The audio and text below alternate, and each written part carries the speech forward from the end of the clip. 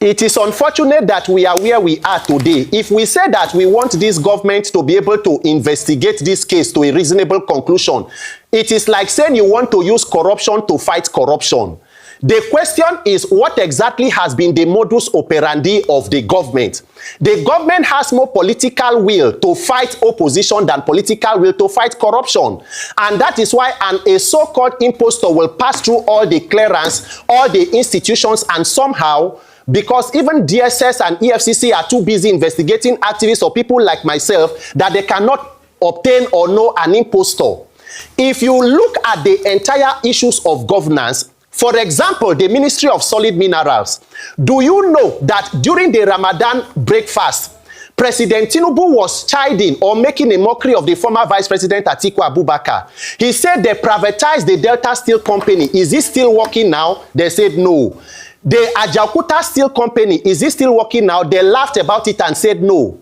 Anti-root, do you know that the Ministry of Solid Minerals, as we are speaking, in the 2026 budget, there is more than 6 billion provided for salaries of staff of Ajaokuta Steel Company?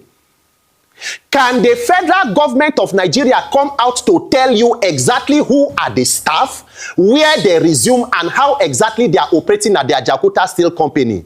Have you observed that with all the mineral resources in Nigeria, somehow the Ministry of Solid Minerals operate like a very unpopular ministry? What is going on in such ministries?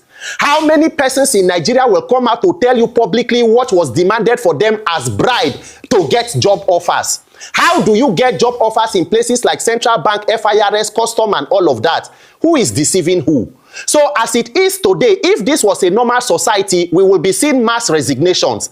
The chief of staff must step aside so that you cannot be a judge in your own case. Prince Adeyemi is not mincing what he continues to mention one person. And somehow, the only person who they said was a witness allegedly died of a fire incident few weeks after this issue, or few days after the news broke out. So what are we saying? Who is investigating who? It is the Nigerian people that have the capacity to put pressure, because this issue of corruption goes to the heart of why Nigeria is struggling today. We do not have a revenue problem, we have a criminality problem.